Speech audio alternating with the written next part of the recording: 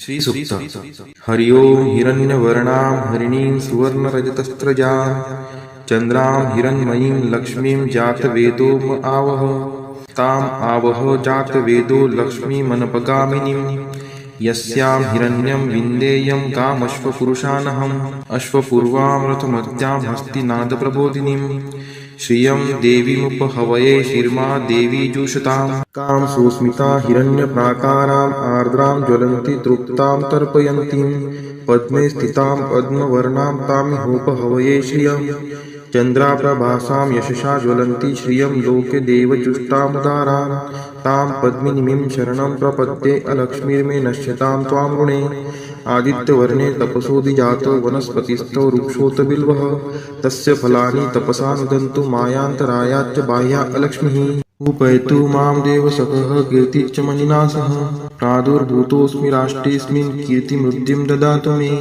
क्षुत्पिपासामलां ज्येष्ठाम् अलक्ष्मीं नाशयाम्यहम् अभूतिं समृद्धिं च सर्वा निर्नुद्मे गृहात् गन्धद्वारां दुराधर्षां निष्टपुष्टां करीषिणीम् ईश्वरी सर्वभूतानां तामिहोपहवये श्रियं मनसः काममाकुतिं वाचः सत्यमशीमहि पशूनां रूपमन्नस्य मयि श्रीश्रयतां यशः कर्दमेन प्रजागुता मयि सम्भवकर्दम श्रियं वासय मे कुले मातरं पद्ममालिनीम् आपः स्रजन्तु स्निग्धानि चिक्लितवसमे गृहे नीचदेवीं मातरं श्रियं वासय मे कुले आर्द्रायः कर्णीं यष्टिं सुवर्णां हेमालिनीं सूर्यां हिरण्मयीं लक्ष्मीं जातवेदो म आवह आर्द्रां पुष्करिणीं पुष्टिं पिङ्गलां पद्ममालिनीं चन्द्रां हिरण्मयीं लक्ष्मीं जातवेदो म आवह तां म आवह जातवेदो लक्ष्मीमनपगामिनीं यस्यां हिरण्यं प्रभूतं गावो दाश्चोश्वान् विन्देयं पुरुषानहम् यः शुचिः प्रयतो भूत्वा जुहुयादाज्य मन्वहं सूक्तं पञ्चदशर्चं च श्रीकामः सततं जपेत् फलश्रुति पद्मानने पद्मपुरु पद्माक्षि पद्मसंभवे तन्मे भजसि पद्माक्षि येन सौख्यमलभाम्यहम् अश्वदायै गोदायै धनदायै महाधने धनं मे लभतां देवी सर्वकामान् च देहि मे पद्मानने पद्मविपद्मपत्रे पद्मप्रिये पद्मदलायताक्षी विश्वप्रिये विष्णुनोनुकुले त्वत्पाद पद्ममयी सन्निधत्स्व पुत्रं पौत्रं धनं धान्यं हस्त्यश्वादिगवे रथं प्रजानां भवसि माता आयुष्मन्तं करोतु मे धनम् अग्निर्धनं वायुर्धनं सूर्यो धनं वसुः धनम् इन्द्रो बृहस्पतिर्वरुणं धनम् अस्तु मे वैनतेय सोमं पिबतु वृत्रः सोमं धनस्य सोमिनो मह्यं ददातु सोमिनः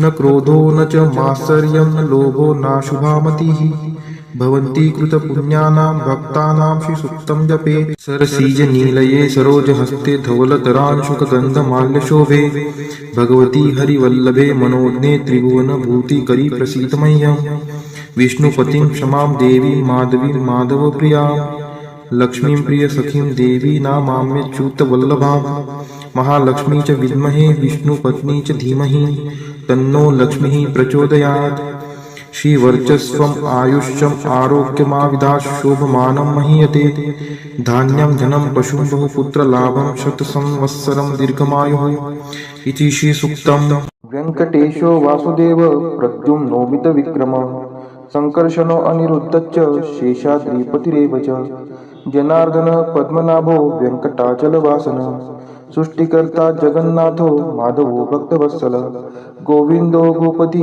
कृष्णकेशवो गरुडध्वज वराहो वामनश्चैव नारायण अधोक्षज श्रीधर पुण्डरीकाक्ष सर्वदेवस्तुतो हरि श्रीनृसिंहो महासिंह सूत्रकार पुरातन रमानाथो महीभर्ता मधुर पुरुषोत्तम चोडपुत्रप्रिय शान्तो ब्रह्मादीनां वरप्रद श्रीनिधि सर्वभूतानां भयकृद्भयनाशनः श्रीरामो रामभद्रश्च भवबन्धैकमोचकः भूतावासो गिरावास श्रीनिवास श्रियपतिः अच्युतानन्द गोविन्दो विष्णुर्वेङ्कटनायकः सर्वदेवैकशरणं सर्वदेवैकदैवतं समस्तदेवकवचं सर्वदेवशिखामणि इदं कीर्तितं यस्य विष्णोरमिततेजसः त्रिकाले यः पठेत् नित्यं पापं तस्य न विद्यते। राजद्वारे पठेत् घोरे संग्रामे रिपुसङ्कटे। भूतसर्पपिशाचादि भयं नास्ति कदाचन। अपुत्रो लभते पुत्रान् निर्धनो धनवान् भवेत्। रोगार्तो मुच्यते रोगात् बद्धो मुच्येत बन्धनात्। यद्यदिष्टितमं लोके तत्तत् प्राप्नोत्य संशयः। ऐश्वर्यराजसम्मानं भक्तिमुक्तिफलप्रदं। विष्णोर्लोकैकसोपानं सर्वदुःखैकनाशनं। सर्वैश्वर्यप्रदं नृणां सर्वमङ्गलकारकं। मायावी परमानन्दं त्यक्त्वा व्यङ्कटमुत्तमं। स्वामी पुष्करिणीतीरे रमया सह मोदते। कल्याणाद्भुतगात्राय कामितार्थप्रदायिने श्रीमद्वेङ्कटनाथाय श्रीनिवासाय ते नमः। वेङ्कटाद्रिसमं स्थानं ब्रह्माण्डे नास्ति किञ्चन। वेङ्कटेशसमो देवो न भूतो न भविष्यति। इति ब्रह्माण्डपुराणे ब्रह्मनारदसंवादे श्रीवेङ्कटस्तोत्रं सम्पूर्णम्। ॐ नारायणाय विद्महे वासुदेवाय धीमहि तन्नो विष्णु प्रचोदयात्। ॐ नारायणाय विद्महे वासुदेवाय धीमहि तन्नो विष्णु प्रचोदयात्। ॐ नारायणाय विद्महे वासुदेवाय धीमहि तन्नो विष्णु प्रचोदयात्। ॐ नारायणाय विद्महे वासुदेवाय धीमहि तन्नो विष्णु प्रचोदयात्। ॐ नारायणाय विद्महे वासुदेवाय धीमहि तन्नो विष्णु प्रचोदयात्। ॐ नारायणाय विद्महे वासुदेवाय धीमहि तन्नो विष्णु प्रचोदयात्। ॐ नारायणाय विद्महे वासुदेवाय धीमहि तन्नो विष्णु प्रचोदयात्। ॐ नारायणाय विद्महे वासुदेवाय धीमहि तन्नो विष्णु प्रचोदयात्। ॐ नारायणाय विद्महे वासुदेवाय धीमहि तन्नो विष्णु प्रचोदयात्। ॐ नारायणाय विद्महे वासुदेवाय धीमहि तन्नो विष्णु प्रचोदयात्। ॐ नारायणाय विद्महे वासुदेवाय धीमहि तन्नो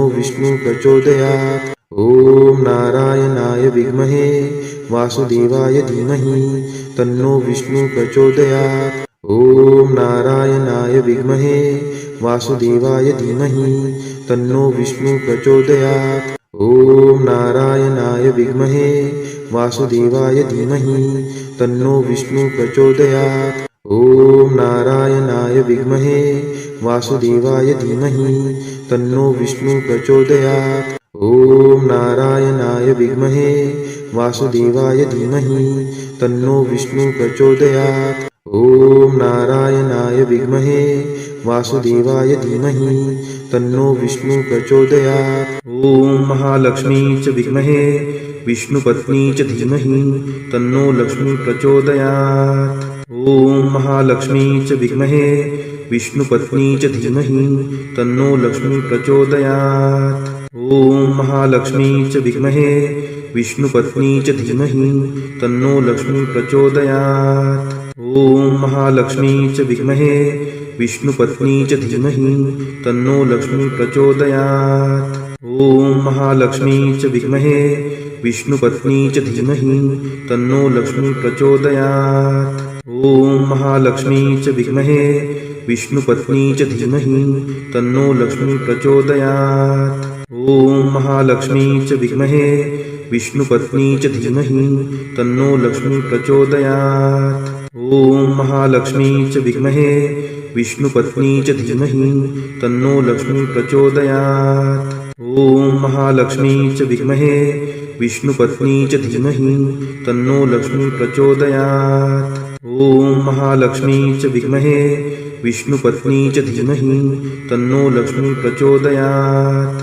ॐ महालक्ष्मी च विद्महे विष्णुपत्नी च धीमहि तन्नो लक्ष्मी प्रचोदयात्। ॐ महालक्ष्मी च विद्महे विष्णुपत्नी च धीमहि तन्नो लक्ष्मी प्रचोदयात्। ॐ महालक्ष्मी च विद्महे विष्णुपत्नी च धीमहि तन्नो लक्ष्मी प्रचोदयात्। ॐ महालक्ष्मी च विद्महे विष्णुपत्नी च धीमहि तन्नो लक्ष्मी प्रचोदयात्। ॐ महालक्ष्मी च विद्महे विष्णुपत्नी च धीमहि तन्नो लक्ष्मी प्रचोदयात्। ॐ महालक्ष्मी च विद्महे